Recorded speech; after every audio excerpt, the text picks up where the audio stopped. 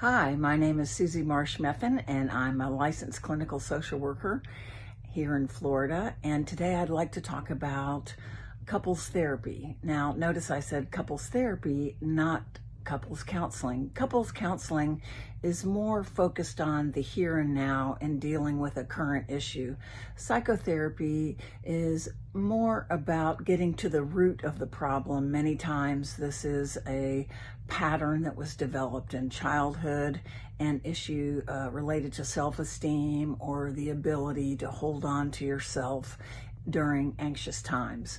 So we'll talk about my two favorite authors. I may throw in a few others. The first one actually is more of a sort of a counseling technique, and that is John Gottman. And he talks in his books about, his first book is Why Marriages Succeed or Fail. And in that book, he talks about the 4 horsemen of the apocalypse. These are 4 things that are guaranteed to really hurt your marriage.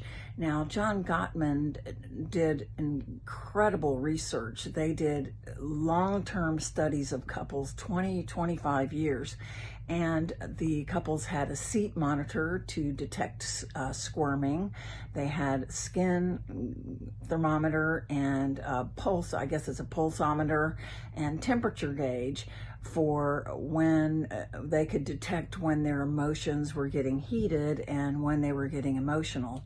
So his long-term study led him to say that he could tell in about 5 minutes if a couple that he was working with was going to stay together. So his research is very important. Again, it's John Gottman, Gottman. In his book, Why Marriages Succeed or Fail, he talks about the 4 horsemen of the apocalypse, and those are 4 things that we must change. The first 3, everybody does them a little bit. The last one is just a guarantee that the marriage will fail. So the first 3 are criticism, being critical of your partner, implying that there's something wrong with them. They're an idiot. So really criticizing them at the core instead of pointing out their behaviors and not their personality, or that their moral character is at stake here. The second one is defensiveness. And I can tend to be defensive.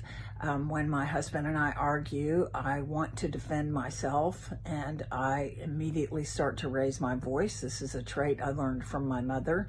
So being defensive doesn't allow for me to take responsibility for what may be a kernel of truth or a lot of truth. So that's how you deal with being defensive, is you take some responsibility for whatever you can. The third one is stonewalling. I tend to not be a stonewaller. I don't usually want to leave an argument.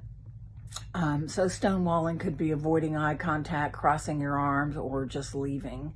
And the other person usually feels very abandoned, and it is just as difficult for the partnership as is criticism. The final horseman is contempt. Again, this is criticism beyond criticism. It's when the person's character is really called into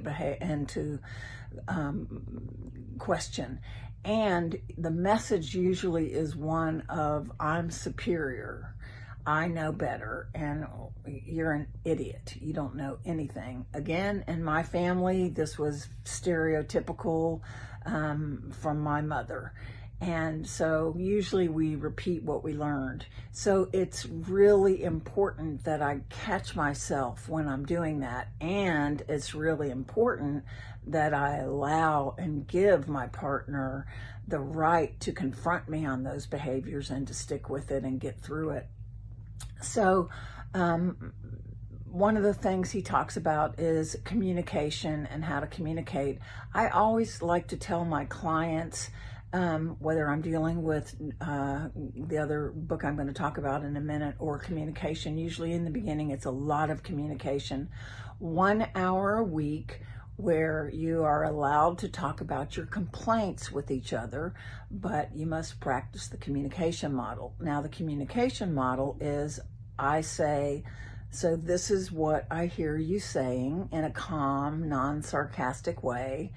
And then I say, is that what you meant? And they can say, no, that's not what I meant. And then I have to listen again and repeat back again until the other person says, yes, that's what I was saying.